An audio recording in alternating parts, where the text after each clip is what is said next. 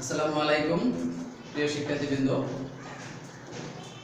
Das online ক্লাসে তোমাদের স্বাগত। আমি আজকে একটি টপিকস নিয়ে আলোচনা করব, সেটা হচ্ছে সমাস, যেটা তোমাদের একটা ভীতির কারণ। কারণ এই অধ্যায়টার প্রতি স্টুডেন্টদের অনেক ভীতি আছে।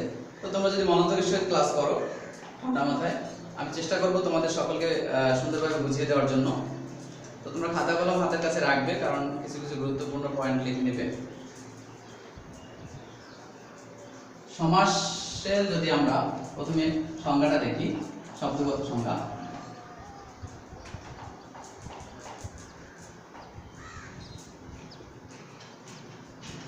শাব্দিক সংজ্ঞা যদি আমরা দেখি, সমাস শব্দের অর্থ হচ্ছে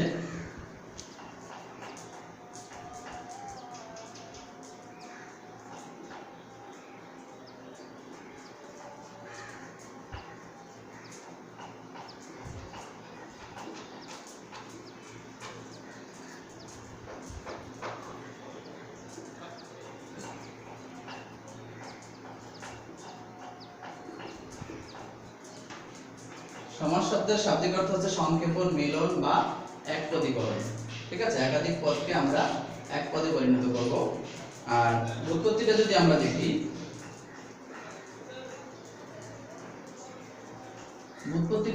দেখি, তাহলে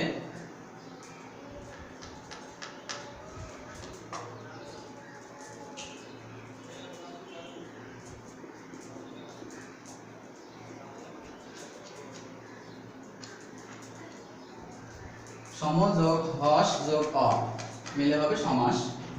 ঠিক আছে, এখানে সম হচ্ছে একটি উপসর্গ,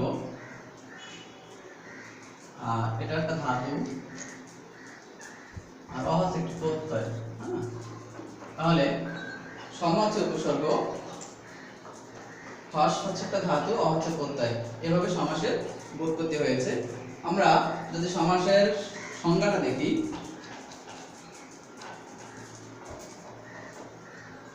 তোমরা একটু লিখে নিবে, কারণ কি লিখে নিলে অনেক সময় মনে থাকে বা তোমরা বাসায় প্র্যাকটিস করতে পারবে।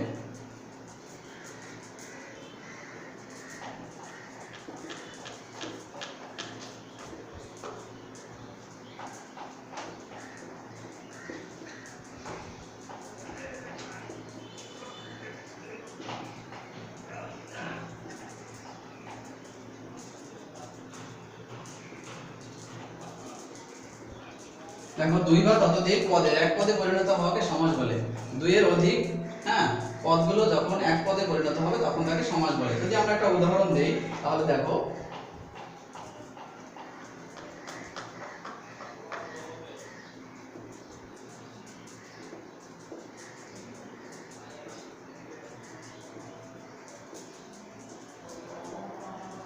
এখানে তিনটি পদ এক পদে পরিণত হলো।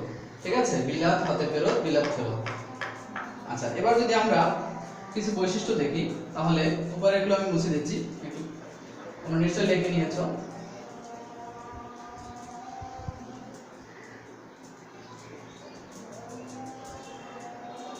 যদি বৈশিষ্ট্য দেখি,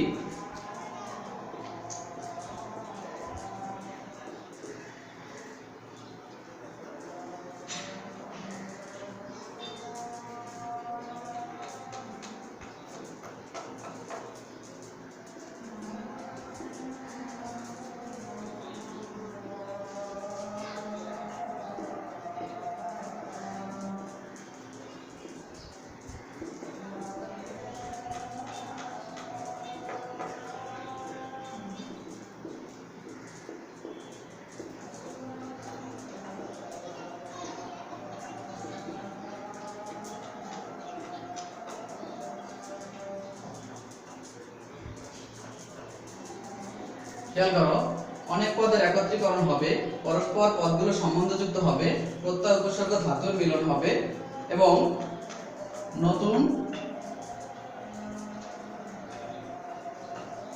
পদ বা শব্দের সৃষ্টি হবে। ঠিক আছে, তাহলে সমাসের মাধ্যমে আমরা কি দেখতে পাবো? সমাসের যখন সমাস হবে সেখানে আমরা দেখব অনেকগুলো পদের একপদীকরণ হবে, তারপর পদগুলো পরস্পর সম্বন্ধযুক্ত হবে, তারপর প্রত্যয় উপসর্গের মিলন থাকবে, নতুন পদ বা শব্দের সৃষ্টি হবে। ঠিক আছে, তাহলে এবার যদি আমরা সংজ্ঞাটা মুছে দিলাম।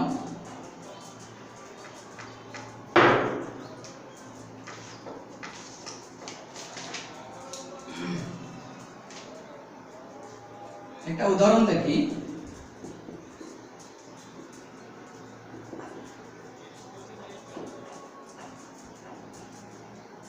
রাজার কুমার রাজকুমার, ঠিক আছে।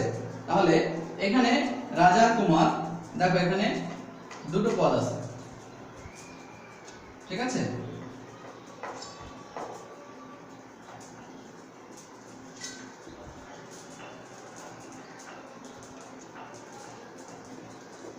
এখানে রাজা কুমার দুটো পদ হচ্ছে সমস্যমান পদ, যে পদগুলো দ্বারা একটি সমাস বাক্য বা ব্যাস বাক্য গঠিত হয় সেই পদগুলোকে বলা হয় সমস্যমান পদ।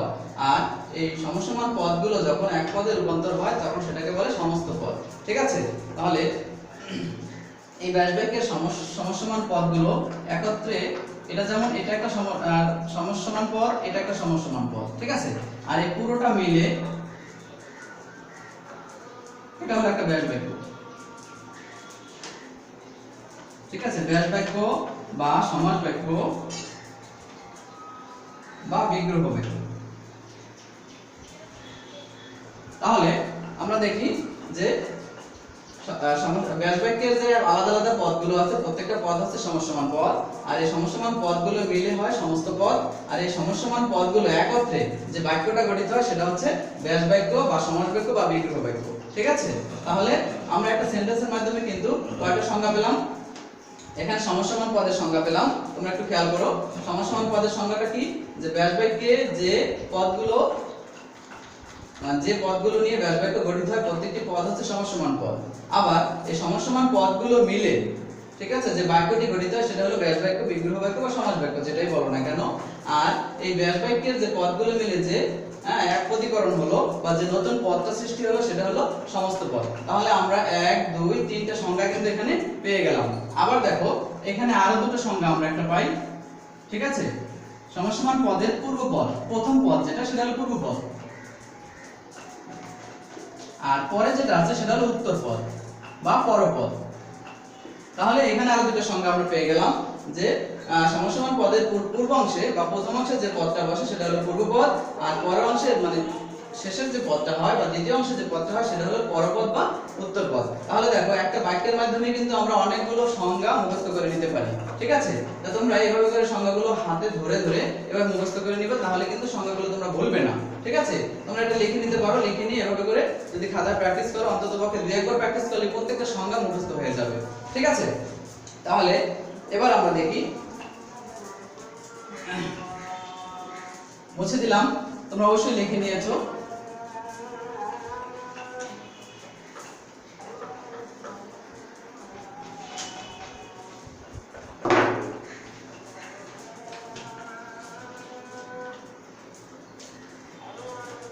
এবার যদি আমরা শ্রেণী বিভাগটা দেখি,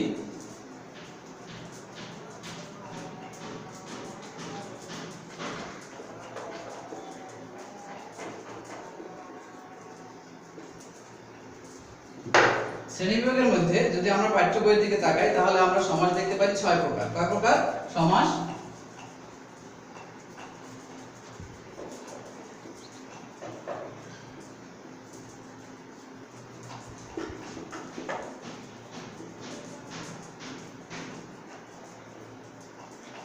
ঠিক আছে, সমাস 6 প্রকার। কি কি এখানে আমি লিখলাম না, যেহেতু বইতে এগুলো দেওয়া আছে। দেখো পাঠ্য বই অনুযায়ী আমাদের সমাস 6 প্রকার: দ্বন্দ্ব সমাস, কর্মধারয় সমাস, তৎপুরুষ সমাস, বহুব্রীহি সমাস, অব্যয়ভাব সমাস এবং দীর্ঘ সমাস। ঠিক আছে, এই 6 প্রকার। এছাড়াও আমরা যদি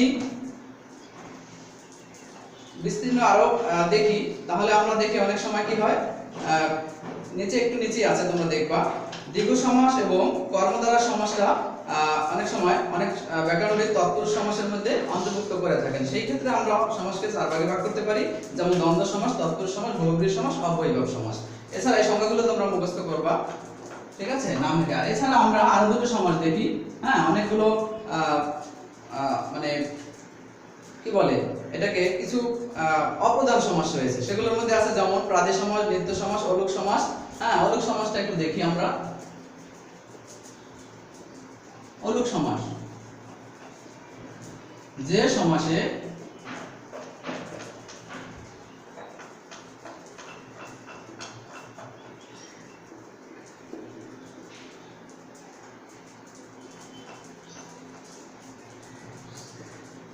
পূর্বপদের বিভক্তি লোপ পায় না,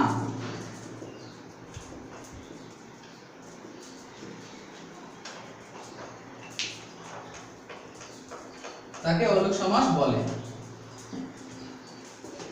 যেমন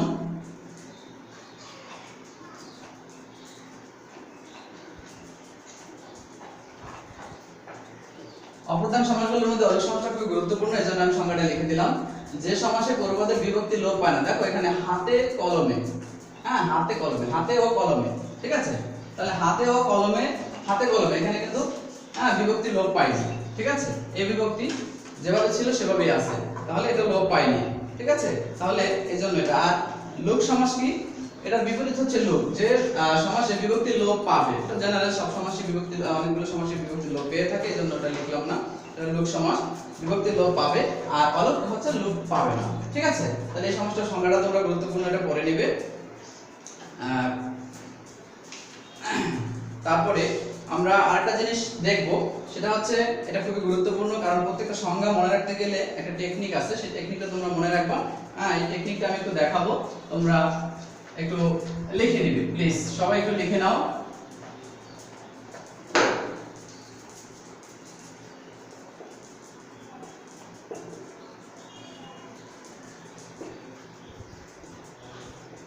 দ্বিগু ও অব্যয়ভাব একটা শ্রেণীতে থাকবে,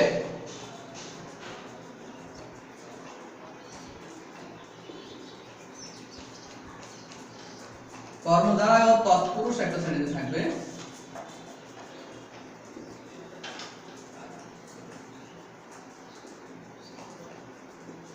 দ্বন্দ্ব থাকবে এক শ্রেণীতে, আর বহুব্রীহি থাকবে এক শ্রেণীতে।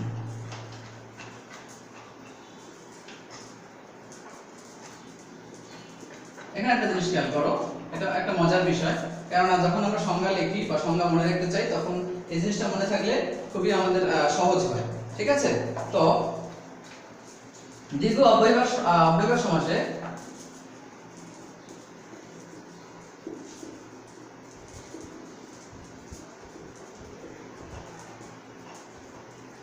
পূর্বপদের অর্থ প্রাধান্য পাবে, এবং কর্মধারা তৎপুরুষ সমাসে পরপদের অর্থ প্রাধান্য পাবে।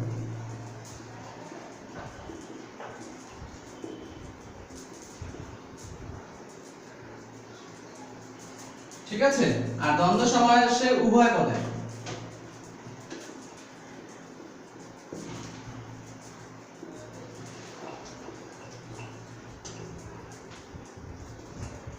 আর বহুব্রীহি সমাসে অন্য পদে।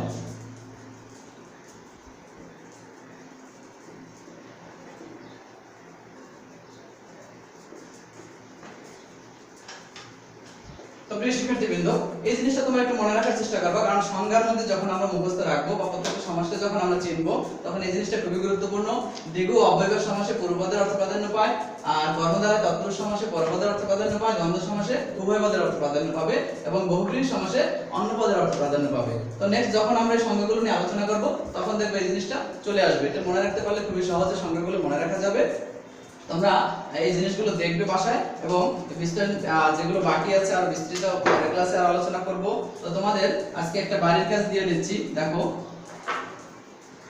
বাড়ির কাজ তোমরা করবে। সমাসের সংজ্ঞা, কাকে বলে, কত প্রকার, কি কি,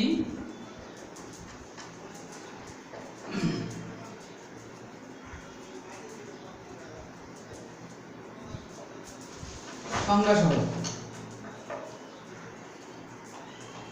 ঠিক আছে? তো তোমরা সমাসের সংজ্ঞাটা দেখবা, কত প্রকার কি কি, নামগুলো মনে রাখার চেষ্টা করবা, এবং প্রত্যেকটা প্রকারের ছোট ছোট করে সংজ্ঞাগুলো প্রথমে একটু দেখবা, তাহলে তোমাদের সমাস সম্পর্কে ধারণা হবে, নেক্সট ক্লাসে তোমাদের বুঝতে সুবিধা হবে। ধন্যবাদ সবাইকে আজকের ক্লাস উপভোগ করার জন্য।